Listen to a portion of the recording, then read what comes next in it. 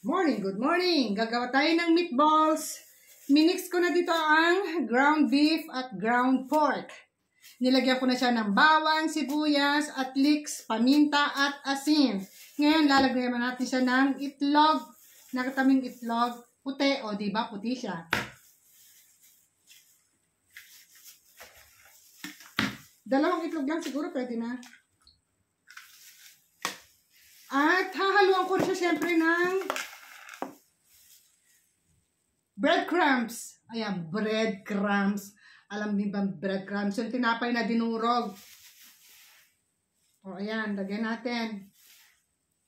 Lagyan nyo hanggang gusto nyo. Huwag naman sobra, baka tumigas. And then, naglagay na tayo ng guantes. Para siguradong malinis kahit nagugas na ako ng kamay. Mas maganda rin yung safe na safe yung ating gagawin pagkain. So, kinakailangan lamas-lamasin. Ganyan ang ating paggagawa ng, ang tawag dito, polpete. Or yung karneng bilog na pang hamburger. Ganyan. Konting lamas-lamas para ma-mix natin yung mga ingredients na ating nilagay. And then, piprituhin natin yan siyempre. Hindi ko siya i-oven. Fried siya. Fried. So, ayan. Ipapakita ko ngayon sa inyo ang ating pagpiprito. Ganyan na yan. Nalamas na natin yan. Don't you worry. Ayan, sa kawali, maglagay tayo siyempre ng abundant oil para maluto natin ng maayos ang ating polpete meatballs. Yun ang ibig kong sabihin, meatballs. O, ayan. Ang ginamit ko is, siyempre, ano pa nga ba? Olive oil. Painitin natin ng kaunti ang ating mantika. Huwag masyadong mainit na mainit. Baka paglagay nyo ng meatballs ay magtalsikan at mapilansikan kayo.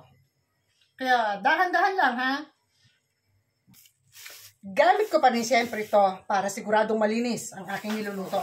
Ito yung minix natin, oh, di ba? Habang nagpapain tayo ng kawali, tuloy-tuloy pa rin ang aking paglamas para siguradong mag-corporate lahat yung ating mga pampalasang nilagay.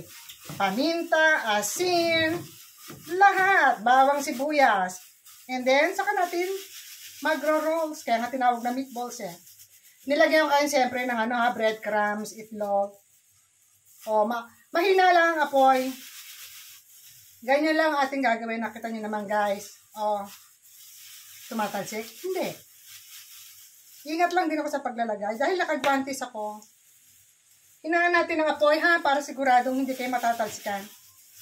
So, ayan guys, hintayin lang natin maluto for few minutes. Iikutin natin siya para naman yung other side maluto din. And then, ipa-flatten natin siya ng ating sandok. Para siguradong luto. Ayoko naman ng bilog na bilog. Kahit pa tinawag siyang meatballs, gusto ko pa rin is flatten. Itong gamitin natin para hindi ka mapasok. Ganyan lang siya. Tignan mo. Nakikita niyo ba? Oh, kita naman siguro, no? Parang style hamburger. Huwag naman flat na flat. Oh, ganyan lang siya, guys. And then, hintayin natin ng few minutes. At babalik rin natin para yung other side naman ang maluto. Ayan, naikot na natin siyempre both sides ng ating meatballs, ha? Nasa medium heat lang siya. Huwag niyong bibiglayin dahil masusunog yung labas. At yung loob ng meatballs is hilaw. So, hinay-hinay lang. Huwag kayong magmadali. Para masarap ang resulta ng inyong lulutuin. So, ayan. Hahanguin na natin yan. Kapag hinango nyo ang meatballs, siyempre, maghahanda na kayo ng plate na merong paper towel para ma-absorb niya ang mga excess oil.